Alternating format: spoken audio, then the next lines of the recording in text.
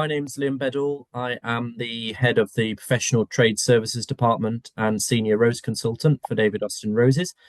My job is to look after garden designers and landscapers and all of the public facing rose gardens in the UK. So we look after and visit the RHS, National Trust, Royal Palaces, any of the large estate gardens in the UK. I'm very fortunate enough to go around and visit and advise on and look at the roses, look at redesign, planting, maintenance, that kind of thing.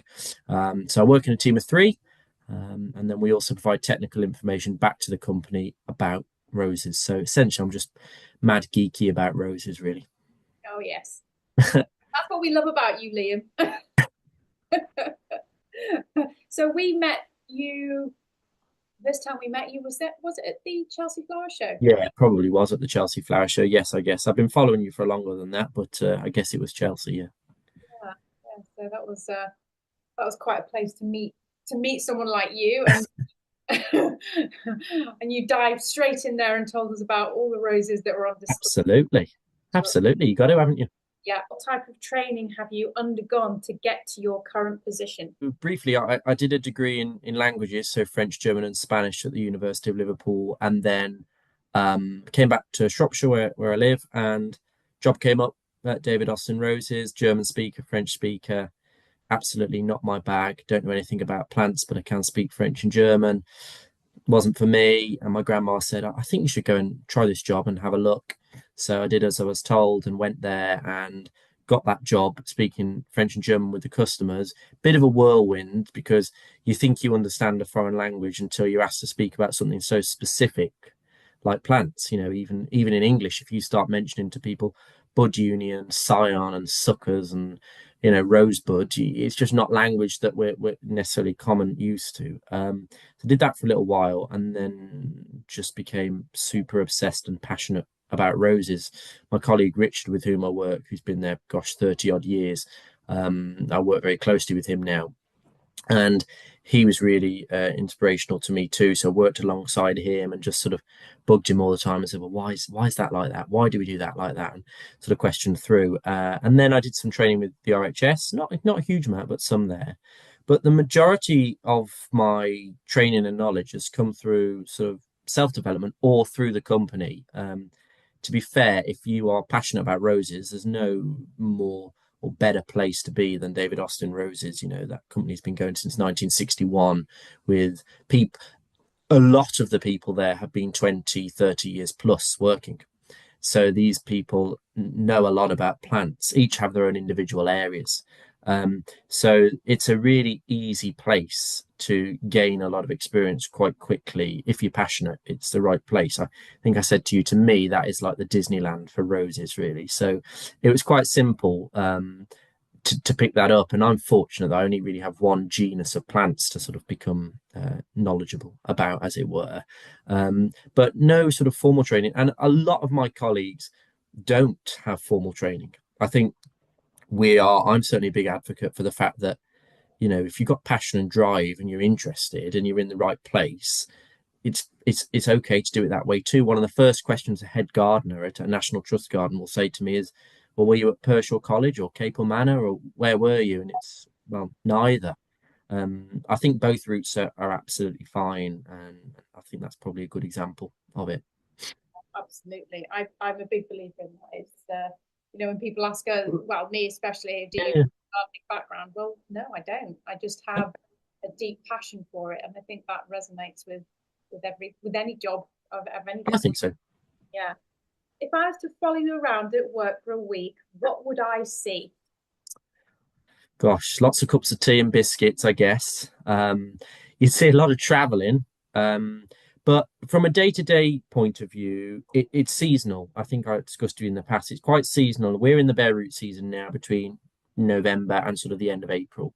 So these are the slower months, as it were, but still quite busy. So from now, in the next couple of weeks, I've got some shows, some trade shows coming up. One down at the Historic Houses event down in London. So we'll go and do that.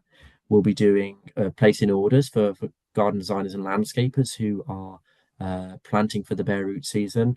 We'll be finishing garden design projects. One of the other things that I do is quite a lot of garden design, both privately for private customers and also for public facing spaces. So it'll be that and managing that project. So one large project, with a large estate we're doing, it's yes, the design, but it's going and marking that garden out where they should be planted and then doing the planting. So last week we did the marking out, just answering emails, doing the bare root course that I've started. So I've been doing some teaching on the bare root course this week and last week, and then following up with reports from the other gardens that we visited, but also looking at the year ahead, what the visit schedule will look like. In the summer months, we're visiting gardens quite often, normally about 3 gardens a day, 3 days a week. So it's about 140 odd gardens a year that we visit, rose gardens, to offer advice on, update. So yeah, it's quite busy. And during the summer months, that can be quite a toll. You see some of the best gardens in the world, quite frankly. But interestingly, I went to Bodnant a couple of weeks ago, which I visited a lot of times for the roses, but yeah, I'd never had the opportunity to visit the garden. And I don't know why I was shocked, but like seeing the waterfalls and the dell and the aces and all it's just something I've never seen before. I go in and see the roses, meet with the gardeners, discuss all that, and then sort of go on to the next garden. I won't compare myself to Celine Dion, but it's a bit like when she said on the news that she's toured the world 10 times and never seen any of it. When you're doing a specific thing, you only see a certain element of something. Yeah. So yeah, it's very varied, and I think that is the most important thing for me is one being varied, but two being challenged and learning new things. And this is an industry generally is horticulture. I've not met anybody who is unpleasant or unkind or doesn't want to further everybody along. There's no sort of don't work in industry where it's really competitive and we're all against each other. We're all working towards a common goal, which I think is really important. Let's get into some questions about roses. Are you ready? Okay, I'm ready. Everyone's waiting with bated breath. What is an ideal companion plant for a rose? For me, it's something that enhances the beauty of the rose but doesn't detract from it. And so most roses nowadays obviously are deliberately bred, so cultivated.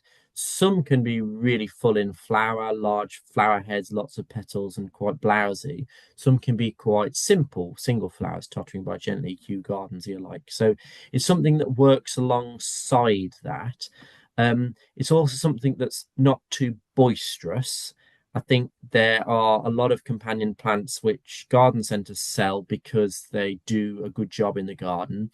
A good example is geranium roseanne, really good sterile hybrid that will flower all season. But if you put it next to a tiny little bare root plant too close, it can be quite boisterous from a roots perspective, but also from a takeover perspective. So just about being mindful about that. I tend to favor simpler style flowers. So geraniums are a good example, and there's plenty of them. Think about is one, does it bring pollinators into the garden? That's really quite key for me. And two, does it sort of have a different shape? Because roses in the main have a sort of rounded, bushy habit. So contrasting against that with something sort of upright and spiky, like a verbascum or a foxglove or a salvia, even that kind of shape is really quite important. Good example, Wollaston Old Hall's a perfect example where they've got that sort of cottage garden flower borders going on, but then they've got just the foxgloves poking through it. And whilst that looks probably quite simple, to get it so it looks like that it hasn't been deliberately done, but it has been deliberately done, can be quite a challenge. But they have juxtaposed those two shapes, which I think is quite important. And thinking about as well the two main seasons you've got for flowering, because roses most nowadays have two flushes. So obviously end of June, early July, up until towards the end of July, a rest, and then from September up until the first flush. So you've got sort of high summer perennials, which are pretty easy to work with and everyone knows. But you've also got those later summers, Rebecchias, Asters, Sedums, and all those things that continually flower, geraniums, junipetas, that kind of thing. Sarah Raven talks a lot about, but it's an old sort of garden design adage, is that sort of idea of a thriller filler spiller in the respect that you've got your thriller, your main plant being your rose, something that fills out the area around it. So let's take a salvia, and then your geranium, which sort of spills over the front or in front of the plant to cover what can sometimes be quite bare at the bottom with the shrubs. So I think if you do keep that in your head as well, it's quite easy to create little, I guess, vignettes in the garden. Most importantly, though, something that's not too boisterous and something that highlights the beauty. And if you're really not sure, then anything blue tends to work quite well, particularly of perennial ilk, because there are no true blue roses, so it never jostles against the rose. What about alliums? Yes, alliums are great because it straight away it does the two things that we don't want it to do. One, it doesn't provide too much root competition, does it at all? And two, it gives you that sort of vertical interest. It's also flowers at a similar time to the roses, and there are some said properties from alliums, like the idea that they give off this sort of garlicky type smell that perhaps wards off aphids. No sort of real scientific evidence to base that, but in an ideal world, I'd like that to happen. But it it further enhances that. The only thing I will say is there are some gardens where my own personal opinion is that some of the alliums are just too gaudy, I guess. I've been to some gardens where they use things like Allium Christophii, which I do use quite a lot in my garden. But when you put it next to something like an old dainty rose, like I don't know, Rosa Gallica officinalis, where it's quite airy and charming, and then you have this sort of huge, monstrous flower. It sort of juxtaposes, and I suppose it's up to you to decide what's taking precedence in your garden. For me, it's roses, obviously. So the alliums play a supporting role, and I always think of plants in my garden a bit like a theatre play. And I often refer to this with roses because some of the people at David Austin are obsessed with all the roses, every rose being fragrant. And I'm just not for that at all. I think if every rose did everything, then it would be a nightmare in the garden because everything will be fighting for attention. That's the same on the stage, isn't it? If you have too many main characters, it becomes a bit of a jostle. But if you have your main characters with your rose and these supporting plants, then they should work in harmony. And I think you can do that with alliums. And just making sure you put enough number in. When you sort of see one dotted here and one dotted there, it doesn't make enough impact. So just being careful with variety, I guess, is important. What is black spot and what's likely to encourage it, and what can we do to discourage it? It's the bane of my life, is what it is. Well, what is black spot? Black spot is a fungus. It's to me the equivalent in human terms as the common cold. Everybody gets black spot. You can come to the David Austin Gardens now and find plenty of it. Nobody's immune to it. It's a fungus that's airborne. It spreads on the air, but it also spreads in water, and it's exacerbated by leaves sitting wet for long periods of time. So normally about 6 or 7 hours or more, when the leaves sit wet, the fungus can start to germinate and spread. So it can be controlled by fungicides. That's one method of controlling it. I'll come on to that, but it's quite a common thing. We all battle with it. I guess in terms of managing it, there's many things you can do, one of which I'll just start with the chemically based with fungicides. Now, we don't use fungicides to that level here at David Austin, but and I've not never used them in my own garden, but I suppose my job is to give the options, and that is one. But the thing with the fungicides to remember is twofold. One, the fungicides that my grandparents could get and what you can get now in a garden centre are very different in the respect that they are so watered down now and organic to follow all regulations that they need to have, that actually they don't do that much. So that's the first thing. But the second thing is most of them are preventative rather than cure. And by the time you see the problem, it's a bit too late to spray. So you need to be spraying with a view to prevent rather than cure. If you're using something like Fungus Clear Ultra, the old recipe, you'd need to be spraying that as the new foliage starts to emerge. So that's one thing. Second thing is obviously trying not to get the leaves wet. So when you're watering, just watering at the base of the plant. Pruning to encourage good airflow is really important as well. So not having everything too cheap by jowl in the garden setting, which is hard because we're all passionate plants people and we all want to get in as many plants as we can, but just allowing space for that. Removing the worst of the affected leaves and getting rid of them throughout the growing season is really important. And then, but the two most important things for me are, first of all, accept some level of black spot in your garden. You are not immune. I am not immune. We, as a country, are not immune. We're in probably one of the worst countries in the world for it because we've got perfect conditions. So accept some level of it. Trying to get too hung up on it. It won't kill a rose. It might reduce the sort of vigor of the plant and reduce flowering because it's not photosynthesizing and that type of thing. But it's often the case you drive past an old house and see a hybrid tea 20 foot in the air with no leaves, but it's still flowering. It just doesn't look very nice.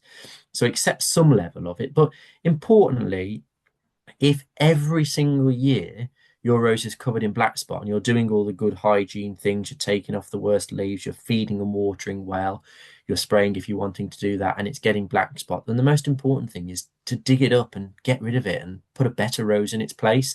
And that can be the same with David Austin roses too. It might be that you have a poor David Austin rose that's covered in black spot, but I just think there are so many good roses out there that could basically do a better job in terms of flowering and fragrance in that space that why bother keeping it there. Now I travel so much, I have to be so rigorous in the reduction of variety I have in my garden because I'm not in my own garden very much. So those plants need to work for themselves.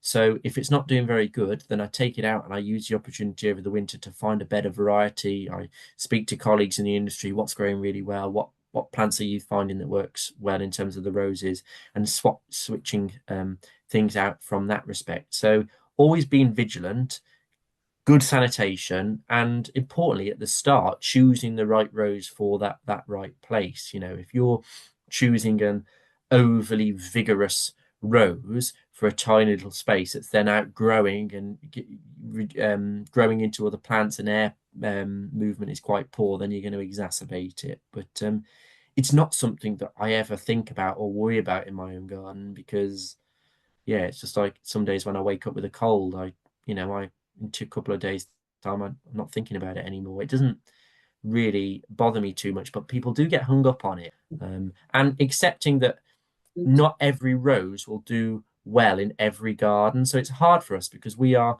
trying to give roses that will suit all climates, all locations, and we sell all over the world. But a rose that performs really well at RHS Rosemore down south might not do as well up at Dumfries House in Scotland. But then the weather conditions are slightly different and each garden is slightly different. So just accepting that too as part of the process is quite important, I think. So linked to this, Liam, why did David Austin discontinue roses? Is it largely because of disease resistance? Yeah, I mean, David Austin roses, as other rose growers, has always discontinued roses.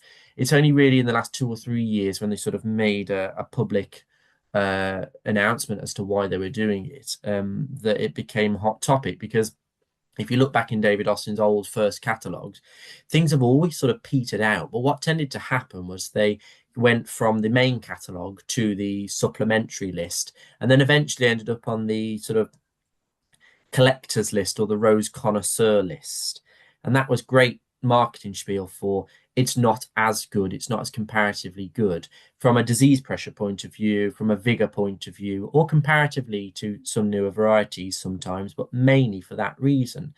If you think about, I mean, gosh, if you think about the changes in weather, fortunately I was only born in 96, but if you think of the changes in weather in the sort of the 80s that I'm told about and I read about, to where we are now and how different those winters look and how wet the summer's been this year, things are always evolving. And our aim with our breeding program, which now lasts about 13 years, into which we're investing about £1 million a year now, what we're looking for is the healthiest, most fragrant, most floriferous, most rain resistant, lots of things, but those key characteristics in the roses, we're looking for that. And that means that something that was bred 30 years ago in a completely different climate is going to act quite differently. So we retire them for that reason, to keep engagement going strong with roses. And I think one of the things that probably knocks me off the most is that people quite sort of blasé suggest that, well, it makes sense. You're retiring your varieties because you want us to buy the new varieties because you're a business and it's a commercial decision. But there's not much commercial sense behind that, because if you've got 10,000 people wanting to purchase Munstead wood, which we pretty much did, then the commercial decision would be to sell 10,000 roses. But it wouldn't foster engagement with roses if they then had a poor experience with it. But I think the only bit where we kind of probably could do better is also acknowledging, as I know you guys have at the laundry garden, as I have in my own garden, is also acknowledging that some people are still having a good experience with some of these retired varieties. Not everybody's having a poor experience, but we're looking at the big picture across pretty much the globe, but certainly in the UK. And when you compare something like Munstead wood in its performance to something like Gabriel oak, which are not similar in flower or colour per se, but when you comparatively compare them subjectively, they don't perform the same in that respect. And that's like anything, isn't it? It's like cars, nobody is necessarily going to be driving the cars from today in 40 years' time. So it's about that movement, really. But there's a big expectation on the rose. I think there's such a connection with roses, often through the names, things like Munstead Wood, Jude the Obscure, Lady Emma Hamilton, they bring about something, often with the fragrance. And often, if there isn't a suitable alternative, if somebody says to me they want to purchase Munstead Wood, and we obviously don't sell it anymore, it's hard because there isn't really a good substitute if it's just colour you're looking for. So I guess people struggle with that as well. But from my point of view, there are better roses that are more floriferous, more healthy, and do the things that we expect roses to do than some of those retired varieties. So that's the challenge, I guess. So off that, what is the ideal planting medium for a rose? Do you mean in like a container or in the ground, or A container, and also size-wise, what would be the best size container? Generally, I mean, the bigger the container you've got, the better, because a rose in a container is completely dependent on you for water, feed, and goodness.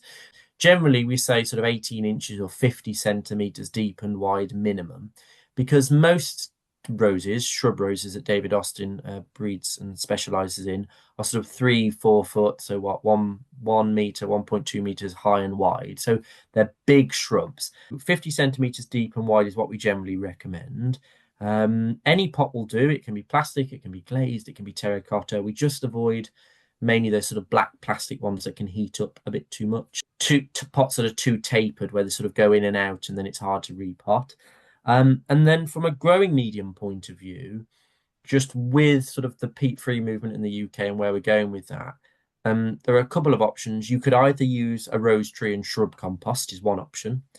Generally, the advice that will come from David Austin is a sort of 50-50 mix between a multi-purpose compost and something like a John Innes number 3, because the multi-purpose compost has goodness for 6 to 8 weeks, say, in it, and sort of aerates the John Innes slightly, whereas the John Innes brings water and nutrient retention and some weight to the pot. If you just use the latter on its own, it can be quite heavy and a bit stodgy, and particularly when it's wet, it can almost set a bit like concrete. So that's one option. Or the third option could be a sort of 50% mix of multi-purpose compost with a topsoil, a 50% bagged topsoil, because again, you're bringing that nutrient and water retention and also some weight to the pot, because if it's just multi-purpose, it can be quite light. And of course, most people's experience with these sort of peat-free mediums is that they can be quite free draining, so water's going to drain out a lot freer. So by mixing in something slightly more bulkier, loam based, that will increase that. But there are plenty of options, I think, with the peat free. I mean, as a company now, all of our potted roses that are sent out are peat free. Everything is peat free that comes to a customer now, which is really great. But that's been a challenge, because roses are shrubs, they're hungry plants. They're going to be in containers for a little while when they're in somebody's private garden. So it's about making sure you've got something that's going to hold goodness for a long enough time. But lots of people will recommend different things. I personally prefer the multi-purpose and topsoil. I just find in my own garden that the John Innes that I've used can be a little bit inconsistent across different brands, and consistency is really important for me, so that I know what I'm working with, because the peat-free mediums, you have to do a bit of work to them, and we're not used to that as gardeners. I don't think we're used to getting a John Innes off the shelf. Recipe's pretty standard across the industry. We know how to deal with it. Whereas now we're looking at things where you might need to put a bit of grit in, a bit of feed in, and that's also quite exciting, but just takes a bit of work. So plenty of options. Do you have a favourite climber, shrub standard, or rambler rose? My favourite English shrub rose, so my favourite David Austin rose, is Dame Judi Dench. It's quite a simple question, and people tend to be shocked when I say that quite freely. Well, it's Dame Judi Dench, because most people agonise and say, well, it depends which rose I see on that morning and all that sort of rubbish. I don't understand it. You do have a favourite rose, just say it. It's Dame Judi Dench. It's one of the first roses I grew, for the first reason, I guess. But for me, it's the change in flower. So it's not overly fragrant. There are definitely more floriferous roses, and the health is average to good. It's not amazingly healthy, but average to good. It will get a bit of black spot towards the end of the season. But it starts with a very high pointed center bud, a bit like a traditional hybrid tea, and opens up to a very flat rosette shaped flower in a sort of apricot orange, and then ends this very sort of ruffled, relaxed, sort of orangey, apricotty pink flower. So I really love the change in that flower. I like the versatility of the plant. It's a sort of arching shrub, so I wouldn't use it in a formal garden design setting, but certainly in a mixed border. And I also use it as a small shrub come climber. So I have it on an obelisk with sweet peas growing up one side and growing through the rows, because I like to cut the roses with the sweet peas. So that for me is a really good rose, because I like that change. Climber Mary Delaney is a pretty bulletproof climber from David Austin. Very few thorns, nice fragrance, repeat flowers exceptionally well. Mahogany red stems in the spring. And it's a bit comparative to something like Verbena bonariensis, with that sort of habit that it's not extremely dense. It's a little bit open. So it's a shrub, well, it's a climber, but you can use it as a big shrub. But in a border, if you're using it as a large shrub, it's something you can actually even afford to bring towards the front of the border. Never be afraid to use big things at the front of the border too. It doesn't have to gradiate. But it's something you can use at the front of the border, because you can sort of see through it to other plants, which I quite like. So that's a really good one. And ramblers, I mean, there's loads, but my favourite rambler by far is Rosa polyantha grandiflora, which is a rose that's often mistaken in the industry. Lots of people say they're selling Polyantha grandiflora, and they're kind of not. They're probably selling a version of Wedding Day or something. They're vigorous, pretty standard flower, white single flower, very open white, yellow stamens, but it's exceptionally attractive to bees. It's one of those roses that when you sort of go near it, you can hear the bees. It's almost quite menacing when you're around there, and then has really good hips as well, sort of orangey red hips. It's interesting you should say that, Liam, and to everyone who watched my video, because I did a video of my visit to see roses, and that very rose, Rambler, was one I pointed out to everyone. Oh, really? Was it? Oh, great. Good. Because the hips, I just thought they were beautiful. Yeah, they're really good hips. You can still get it. We used to sell it, and I'm begrudged that we don't, to be honest. But Trevor White still sell it, and I got a couple of plants from them. It's vigorous. I mean, it's sort of 25, 30 feet, so it's a big rambler. But you can use it as sort of a big arching shrub if you have a larger space. I sort of waiting for that to flower in June, July across my allotment fence is pretty spectacular. Oh, wow, you've made my night saying that. Moving on to pruning. When best done, and can you give us an overview of pruning methods? Yeah.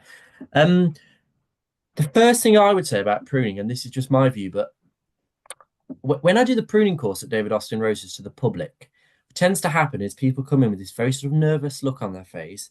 They've sharpened their secateurs and cleaned them to the nth degree, but then you start mentioning the word pruning, and this look of dread comes across their face, and they're worried about sort of outward facing buds and cutting at an angle and doing it on the second day of June and January under the full moon and all of this. But actually, none of that really matters if you haven't considered the plant. And I'm very happy for people to forget the word prune completely, stop using it, and just think of the word shape. Because actually, when you start talking to somebody about what is it you're trying to do with this plant, how are you trying to shape this plant, you get a better result. So before I do any pruning, I'll come on to when in a moment, but before I do any pruning with anything, wherever it is in whoever's garden, I'm trying to work out what we're trying to achieve with that plant in that space. Is it front of the border? Is it middle of the border? Is it back of the border? It's at the front of the border. Okay. Is it too big? Is it too small? How is it acting? What's around the plant? And then I'm making the cuts accordingly. As a general rule, without sort of boring everybody with it, as a general rule for repeat flowering shrub roses, you can cut them back by about half and you'd be 99% of the way there. As long as you're cutting them back by half, i.e. reducing the height by half, but doing it to a shape. It's a bit like a bad haircut, isn't it? You know, if you sort of shaped it, you can get away with it. And I think that's exactly the same with them. In the gardens that work, after the first summer of flowering, we'll reduce the shrub roses back to about 12 to 18 inches. So somewhere between sort of, 30 to 45 centimeters in height. Because what we're trying to do with the roses, the shrubs, the David Austins particularly, is build up a structure lower down to start supporting the weight. I've read all the books that you can possibly think of about pruning. I've bored myself to tears with it. A lot of the pruning techniques refer to different types of roses that we're not actually growing very much of nowadays, which are the hybrid teas and the floribundas. And they say, cut everything back to 6 to 8 inches in the winter.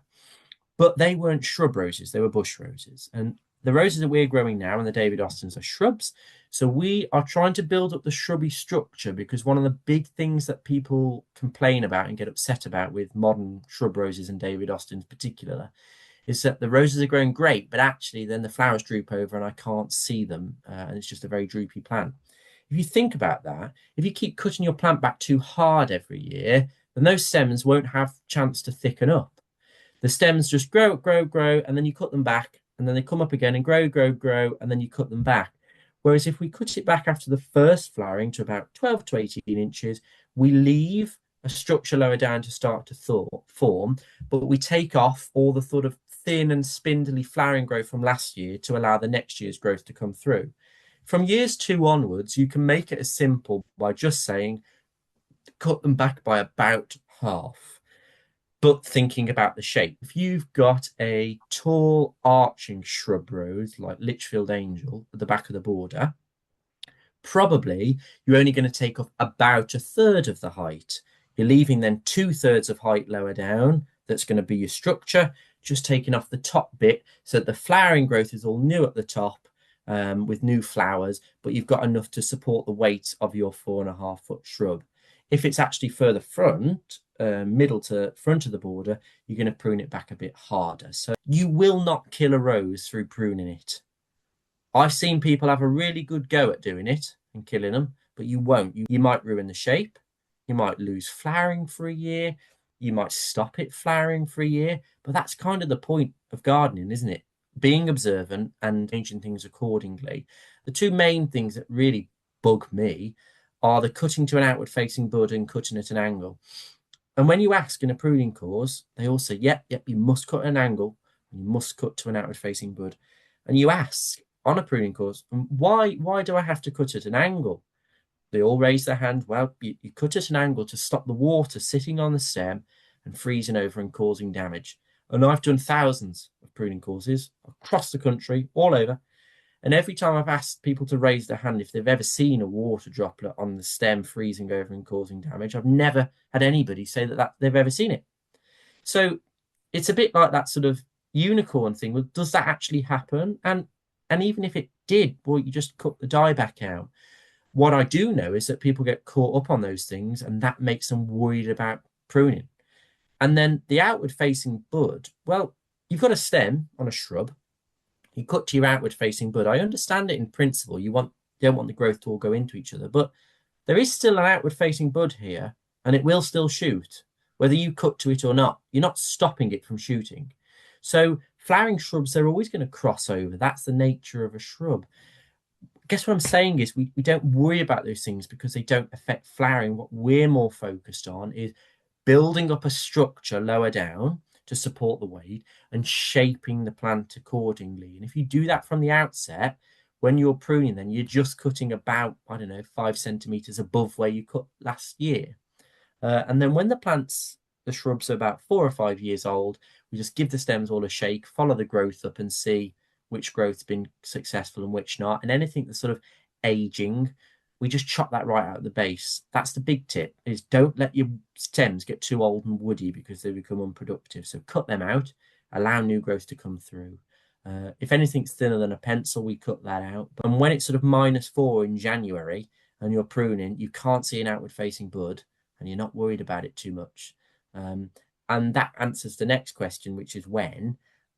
We do all of our pruning at David Austin in January and February. We do it all then because it fits into the schedule. But because seasonally, that's where the roses are most dormant, basically. There are 2 other schools of thought, though. There is a school of thought a bit like my grandma, where she cuts everything back to 6 inches in November, regardless of what it is, which is not great, but there's that school of thought. And then there's a sort of pruning in the spring that some people do. Again, the reasons for those are kind of seasonal, and we've moved along temperature-wise since then. Most roses nowadays, I'm sure in your garden, as you saw when you came to David Austin, Jenny, this week, there's a lot of roses still flowering, actually. Why prune them now when they're still flowering? You're reducing the flowers. It doesn't make any sense.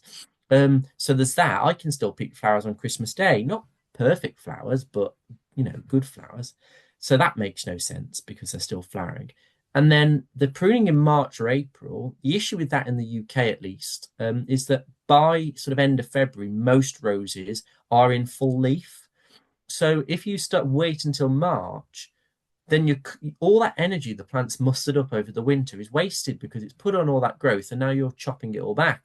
The plant becomes then very confused. Should we be growing? Should we not? What's going on?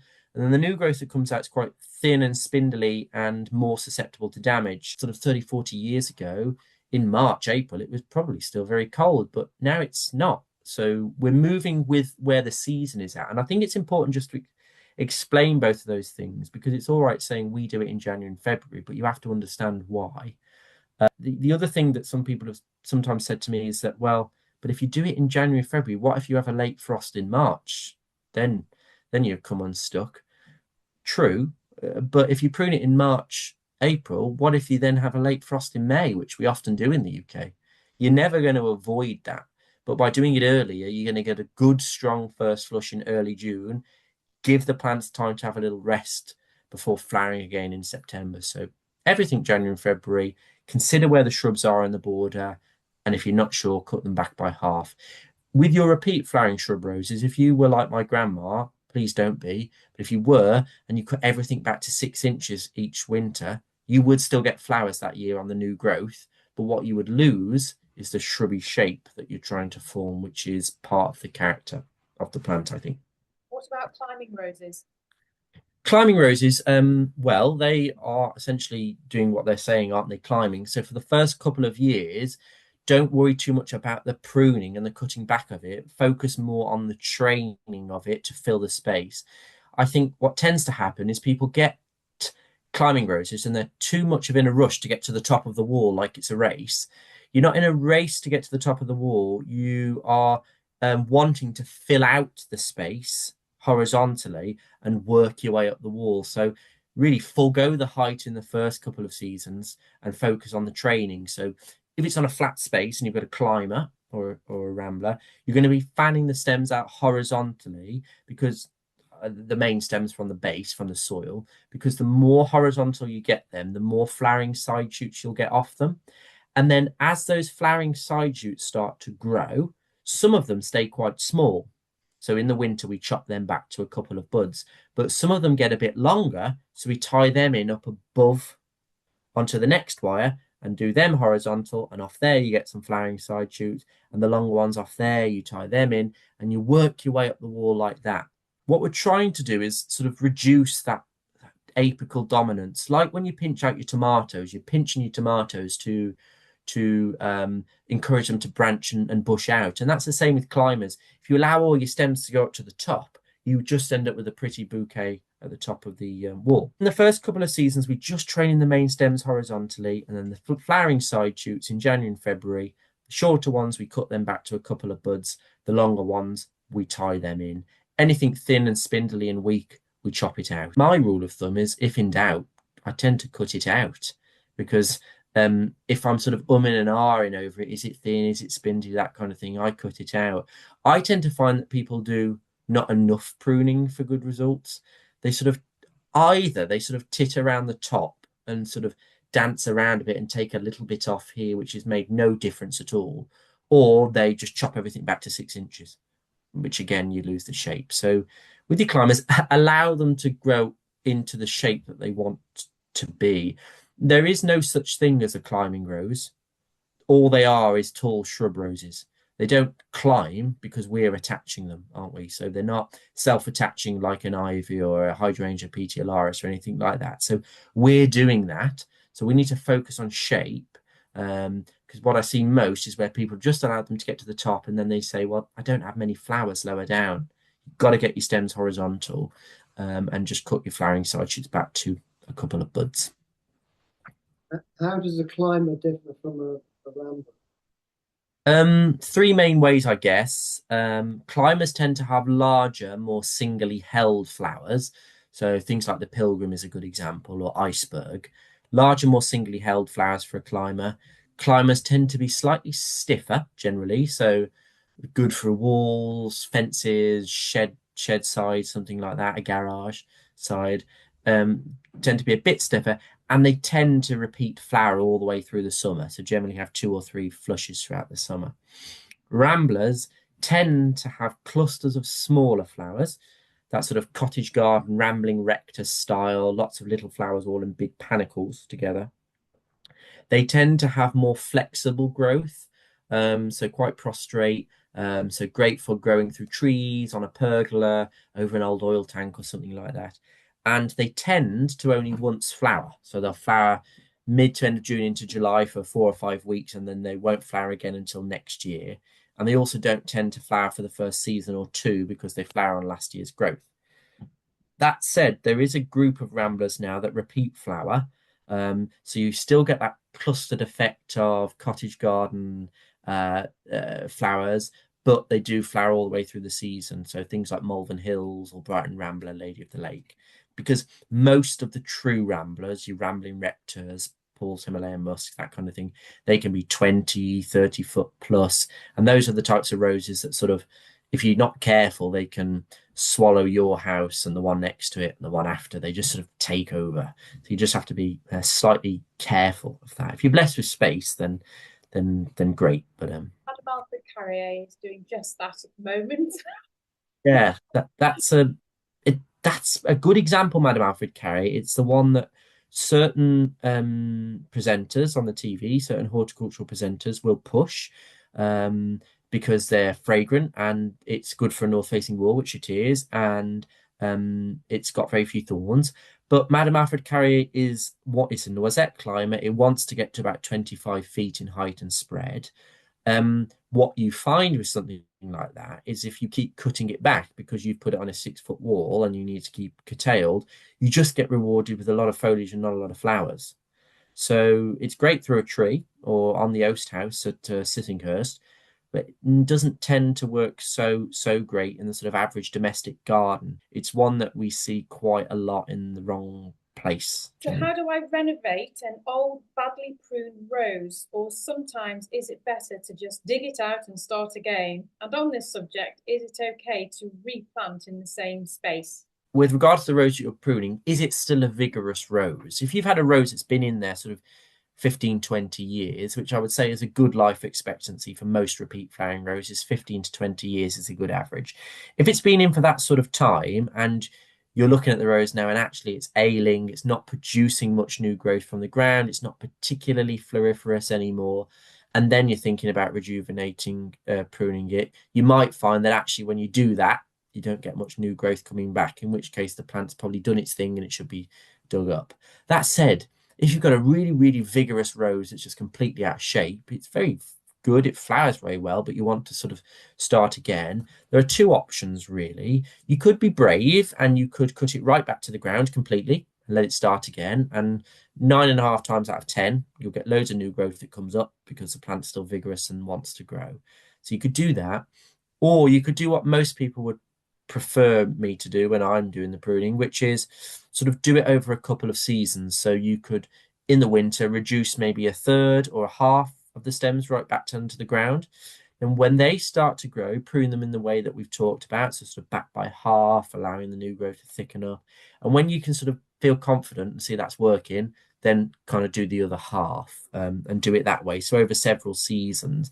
If it's a once flowering rose, if it's a once flowering rambler, say, or a once flowering shrub rose, you would actually be better off doing that rejuvenation straight after the flowering in the summer, which I know is against what I've said, but what that does is it allows new growth to come through throughout the rest of the season, so you've got a better chance of still flowering next year. So that's what I would do. I'd rejuvenate a couple of seasons.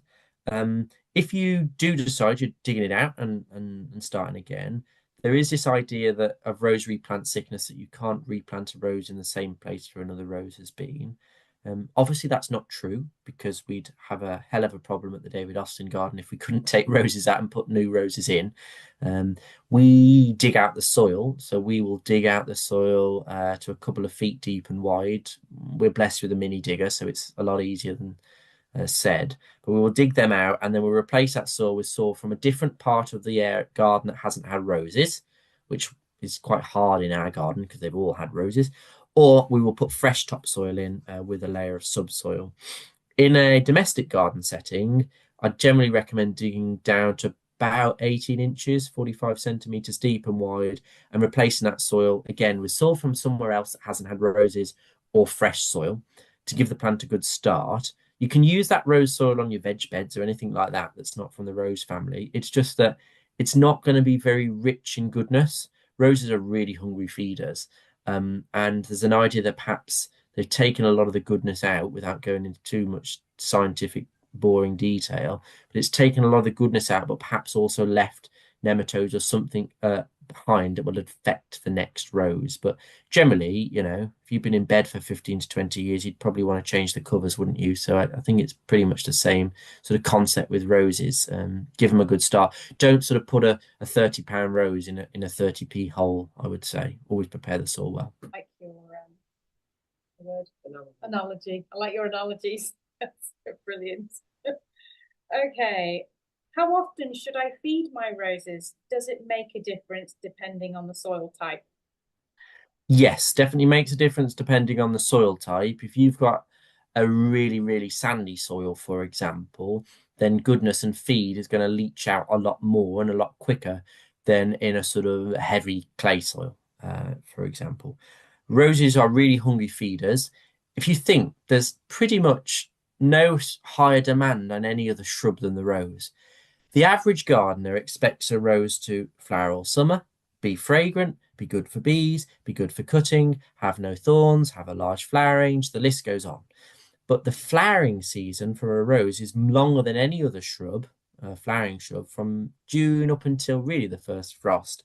So they need quite a bit of energy to do that, and it takes a lot of energy to muster up 2 flushes. We recommend feeding best with a slow release granular feed. So there is the David Austin rose feed, but there's lots of other rose feeds too. Ours you sprinkle down just as the new foliage starts to emerge, basically. So as the new foliage starts to emerge, end of March, start of April, we sprinkle a layer of the feed onto the soil, and that breaks down over the course of the whole season as it rains and sort of leaches into the soil. Some rose feeds will recommend that you do it once after the first flush is finished, before the first flush starts, and then once again after the first flush to encourage the second. The some are a dual application.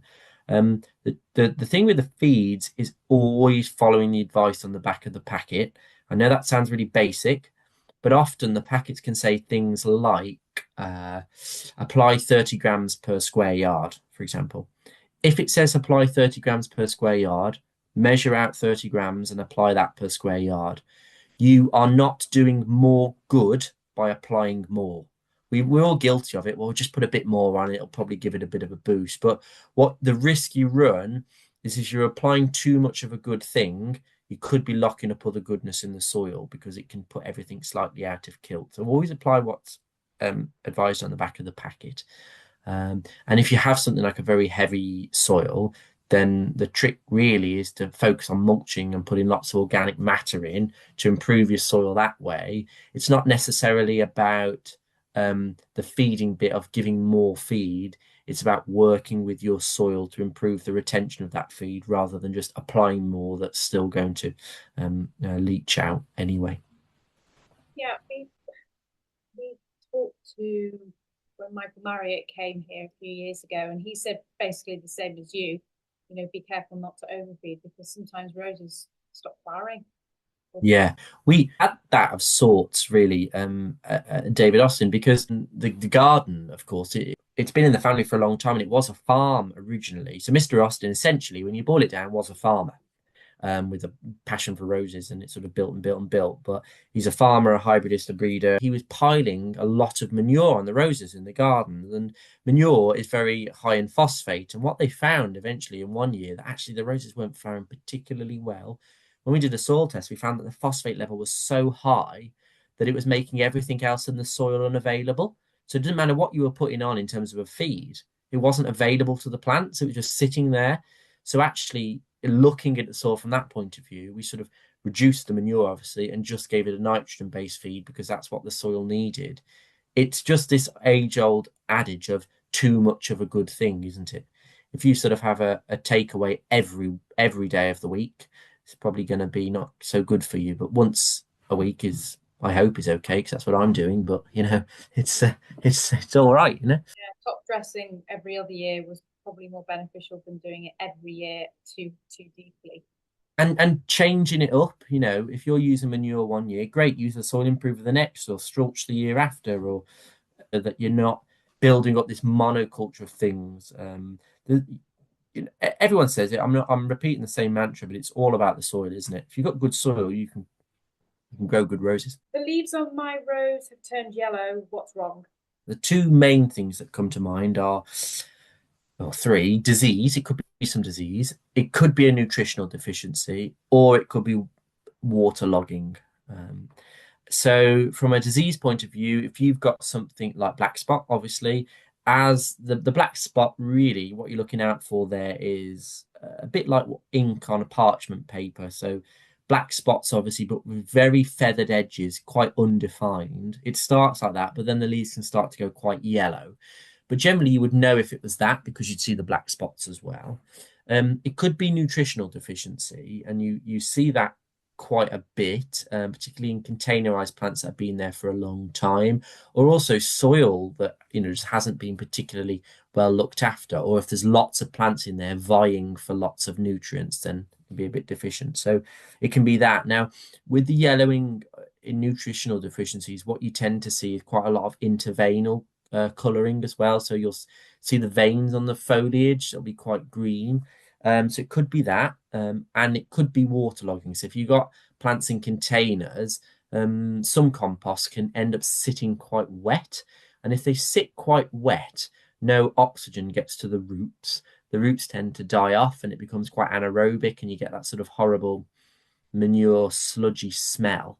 And that can cause yellowing of the leaves. So it's quite hard to say exactly what without seeing it, but looking for all of those things first of all. So if it's in a container, is it sitting wet?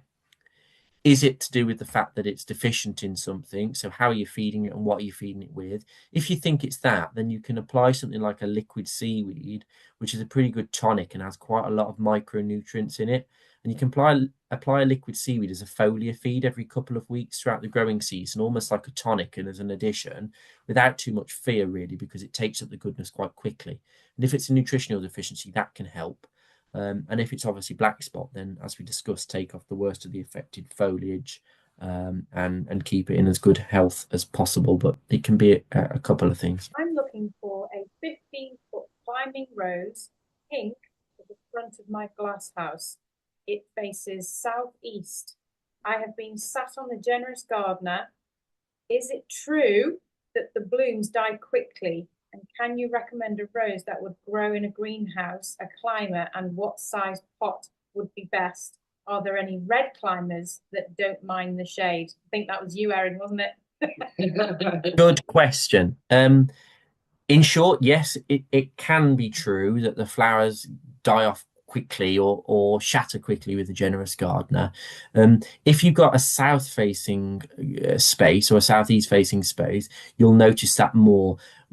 The generous gardener will grow in a south-facing position, but it's just that the flowers shatter much quicker. When the plant is young and not producing many flowers, that's very noticeable. If you've got a young plant that's producing 5 or 10 blooms in its first flush in the first season, you notice that. When the plant's 15 foot by 12.5 foot and it's plastered in 100 blooms that keep going all the way over the season, it's less noticeable. So the effect is less. But generally, something like the generous gardener would be better in a north-facing position, which is unusual because we're told roses don't grow in north-facing positions, which is rubbish. But they last longer in that respect because the intensity of the sun. Generous gardener is a semi-double flower, isn't it? So it will shatter a little bit easier. If I had a south-east-facing space and I was wanting to grow it in a container, I'd probably grow something like Mary Delaney, formerly Mortimer Sackler. Or Strawberry Hill would be another example. If you want something a bit taller in pink, you could look at maybe, if you're in the UK, I don't know about anywhere else, but Maid of Kent. Where is? Michigan. In Michigan. Okay, yeah, you might be able to get something like Maid of Kent over there. That's quite a good rose. You could look at Kent? Maid of Kent. I've not heard of that one. Yeah, so that's quite a good later flowering climbing rose in the UK that gets to about 15 feet. Or you could look at one of the repeat flowering ramblers that isn't going to go mad, like sort of 12 feet, but will work. So the Lady of the Lake's a good example. But generous gardener would grow and the effect would be less. But also, if you're putting it in a container, the chances of it getting that big are quite small. I'm not putting that one in a container. Ah, fine. Okay. I also have a greenhouse where I'm at right now that I wanted to grow something up, and I was thinking of a rambler. Ah, okay. If you're using something like a rambler, then yeah, something like the Lady of the Lake would do quite well in that instance. Mary Delaney is probably a little bit stiff if it's going up and over, I guess then. But outside, I built this glass house. It's out. I'm building a micro wedding venue. Ah, okay. This beautiful glass house, and I have I don't know if you've heard of pearly gates growing up one side. Yes. Yeah, okay. I have her growing everywhere, but I wanted to put generous gardener up the other side. Yeah. So that kind of meet. Yeah. I think it would probably on a glass house as well, where you're going to be probably containing quite a lot of heat. I guess it would shatter quite quickly and you'd lose that effect. It's open. It's not a closed. It's not closed, and it's on the outside. And I am planting in the earth. Okay. But yeah, I mean, as a general rule, in a south-facing position, it will shatter a little quicker. Okay. But that said, when the plant is 15 foot and producing 250 to 300 blooms, the effect is going to be less. We get it quite a lot about the blooms, and the same with Claire Austin. They talk about the fact that the blooms shatter quite quickly. It's not necessarily with Claire Austin, for example, the blooms shatter quite quickly, but it takes quite a long time from the opening of the bud to it actually becoming fully open. And by the time it is fully open, then it drops. It's finished by the time you notice it. So it's more about that change. And it's also whether it's the bloom that's important for you, the individual bloom, or the effect. The overall effect of Generous Gardener is one of very full foliage, good fragrance, health, and a lot of flower. So it wouldn't dissuade me, but in short, yes, and it would. The color. I like the more neutral color with slight tones of pink. What about Woolerton Old Hall? Woolerton Old Hall will be fine in the south-facing position.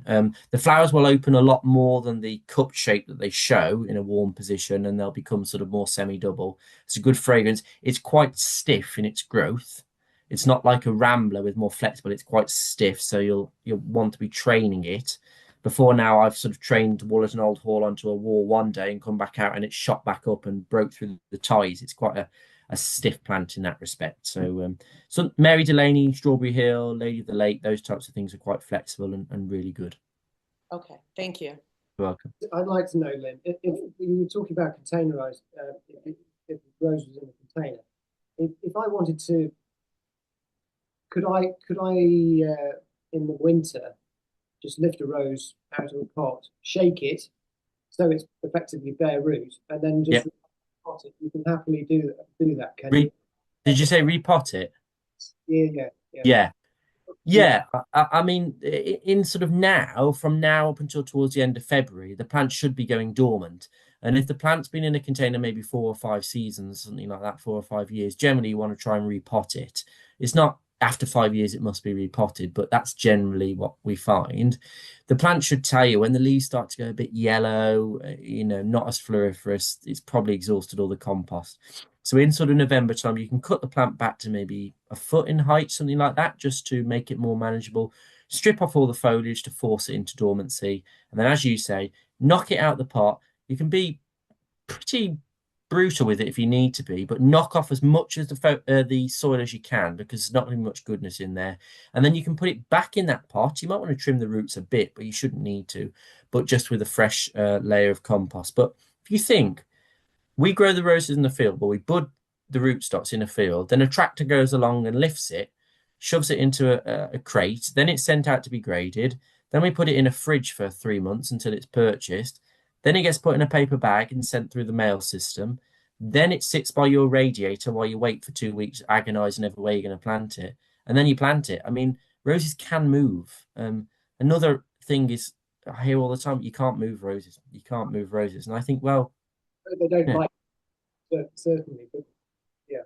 No, I mean, you can move roses. You just need to do it at the right time. It's a bit like saying you can't move a peony. We all know that's just simply not true.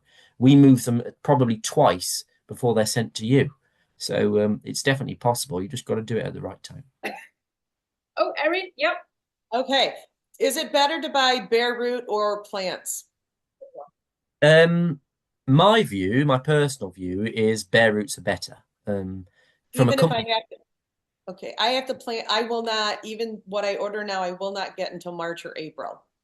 Yes, yeah. I mean, from the company point of view, if you're ordering bare roots from us, they're sent out at the right time for the zone for the bare roots. So that is taken into account your planting time for your zone. So that's the first thing. From a bare root point of view, the plants are cheaper.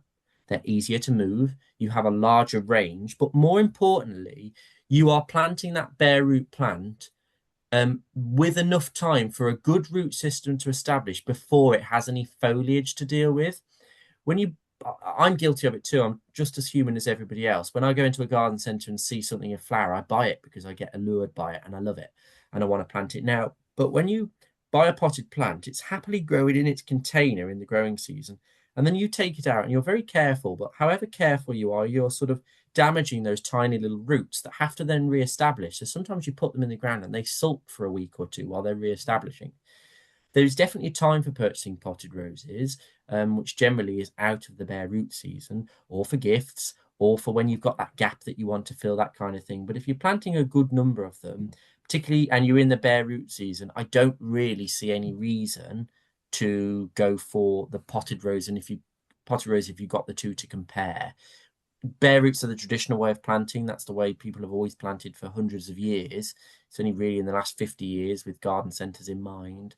That said, I buy as many potted plants as I do bare root through the season, but I've just always preferred doing it that way. Okay. And do you have a red that does well in shade or on the north side? Yeah, I mean, we don't actually really, David Austin, we don't really have a red rose anymore. Munstead Woods obviously disappeared and was a shrub, but from a climate point of view, the only thing we really had was something like Tessa the d'Urbervilles, I guess. And that's discontinued in the UK. I'm not sure about the States, to be honest, but I know it's discontinued in the UK. And even then, it was really better on a sort of warm wall than anything else. There are a few older red climbers that tend to do okay. So things like, and again, forgive me because I'm not sure of availability in the US, but Prince's Trust was one in the UK, which I'm not sure is available, but could be. And there's another old climbing rose called Danse de Feu. So fire dance, I guess, is the French pronunciation. Translation that does quite well on north facing wall. And then there are some reds that are coming through, I guess, that are sometimes sold as shrubs but do well as climbers. So like Florentina, I know, which isn't a David Austin rose, but I know that to grow quite well. Or you could look at some of the roses that don't do particularly well in the sun, but have a nice fragrance and do well on the north facing, like Souvenir de Dr. Jamin, for example. But red roses generally aren't great as an overarching rule for disease pressure. That's why we don't have many red roses. And I defy anybody to give me a really healthy, really fragrant, really vigorous, really floriferous red rose. We're all looking for it, but we don't really have it. So they can be a little bit trickier from that point of view. There's a few there, but we don't have anything really, to be frank, in the red. Thank you. Sorry? Sweet Fields is a Chevy Chase. Yeah, Chevy Chase actually is an example. Now, whether it's suitable for a north-facing wall, I can't say. But what I can say is that most roses will be okay on a north-facing wall in the respect, as long as they're still getting that 4 or 5 hours worth of sun, which most north-facing walls do, and they're not actually obstructed by anything like a shed or a tree or something like that. And of course, Chevy Chase was bred in the US, so you should still be able to get that. Alison asked, I know we've covered the ramblers and climbers, yeah, but also asking the preferred pruning regime as well as tying in. Okay, yeah, so as we discussed, with the climbers and ramblers, they don't really differ that much. The ramblers, for example, from a pruning regime point of view, they should be planted somewhere where they can just ramble and do their own thing.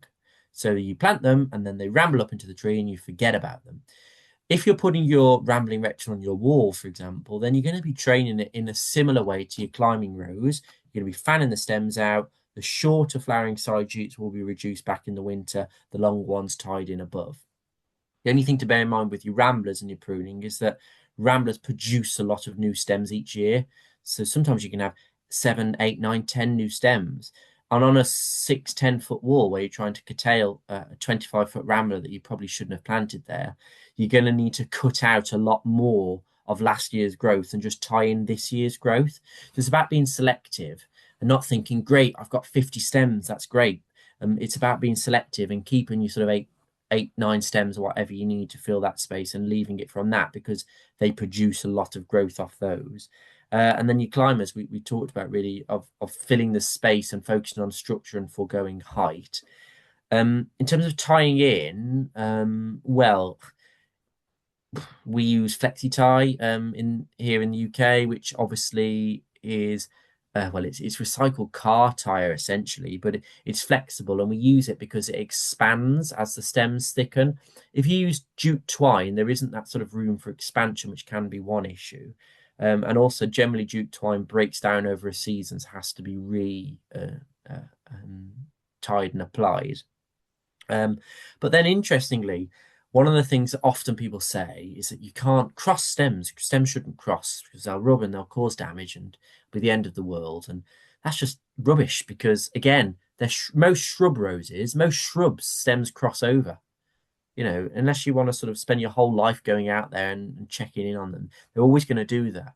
With climbing roses, yes, ideally, you don't want the stems to cross. But if you look at somebody, I watched an interesting talk by Niff Barnes, who obviously works at Cottage Brook and does those very interesting sculptures with roses. And look at her, or look at somewhere like Sissinghurst, and they'd make those really intricate shapes with the climb rose. You'll often see that stems are crossing over, and you think, well, they're crossing, so what are they doing there? Well, what they're doing is they're tying the stems really tightly onto each other. Stems that cross only cause damage when they rub. If a stem is tied tightly to another one, there's no movement and there's no rubbing. So if you're wanting to to create those types of effect, then just tie tightly to the stems and use the stems as their own structure, and then they're not going to cause damage. I mean, I work as a gardener. I mean, I'm foremost a gardener and then a rose expert, I guess, but I'm foremost a gardener and I work on common sense principles, really. I'm happy to try new things, but I like you to prove that there's a reason to do it. And that's a good example, really. I understand what you're saying in principle, but if I've tied it tightly, there's no movement, so they're not rubbing. So that's the only thing I would say. When you're tying, we tend to tie sort of like with a figure of 8, and we use vine eyes and screw them into the wall and strain a wire across instead of a trellis, because it allows that airflow gap of 5 centimeters below. And we tie onto that. We'll tend to tie a figure of 8 and just loop a few knots so that the stem is resting on the sort of flexi tie, not on the wire itself, just so it doesn't cause too much rubbing. But I think people overcomplicate things. I really, really do. First and foremost, with roses, they're there to enjoy, aren't they? And actually, I've been to so many gardens where they're asking me about black spot and pruning and mulching and feeding, and I think, do you ever just enjoy the roses? That is the most important thing, isn't it? There's a bit of black spot, you know, that rose isn't doing as well as it did last year, but it's still doing its thing. You know, don't forget to enjoy the roses. I certainly don't. I think that's more important to me than anything else. I think you're absolutely right. I think that's a brilliant way to sort of end. It's a case of living in the moment and appreciating what you've got and what it's doing and accepting it as well. You know, Yeah. in the moment, and if there is a little bit of something that's not quite right, that wasn't there the year before, then obviously that's just what's changed that year in the growth habits. It's not been great. It's not been a great season this year, I have to say. I mean, from our bare root point of view, our roses have been in the fields for about 2 to 3 weeks longer than they would normally to harden off, because they have to harden off before lifted so that they store well, because if they're soft and supple when they're lifted, they don't store in that sort of cool, moist condition. They sort of, you get quite a bit of dieback, basically. But they've been in for about 2 or 3 weeks longer because we just haven't had a summer, you know. Some seasons are great and some seasons aren't so great. Like, that's the same with dahlias and peonies and all sorts of plants. You've been an absolute amazing help. I think everything you've said has been really, really helpful. Oh, that's very good. No, I'm very pleased. As I said, I'm always pleased to talk to you two, because I keep saying it, I'll say it again, I'm going to get to the laundry garden at some point. It's I'm pretty fortunate. I've seen probably some of the best gardens in the UK, from all the royal households, all the big RHS gardens, National Trust gardens, and most of them are absolutely outstanding. But there's just 1 or 2 gardens you think, I just want to get there. And I said to you, Carolside was one of them, the National Collection of Gallica roses up in Scotland, and that was amazing. And the laundry garden's another. And as I said to you when I saw you, you're much closer than Scotland, and I've got there and not to you. So I will get there someday, but we can enjoy it from afar. Short collection of discontinued David. Yes. Well, that's kind of why I want to come, to be fair. And I was just going to dig them all up and take them back and yeah, give you some new ones. You're not having the Lady Emma Hamilton, no? No. Yeah, I wouldn't swap my sort of disease-ridden Lady Emma Hamilton for anything, to be honest. Well, thank you so much, Liam. No, thank you for having us, me, and thanks for asking some interesting questions. It's good.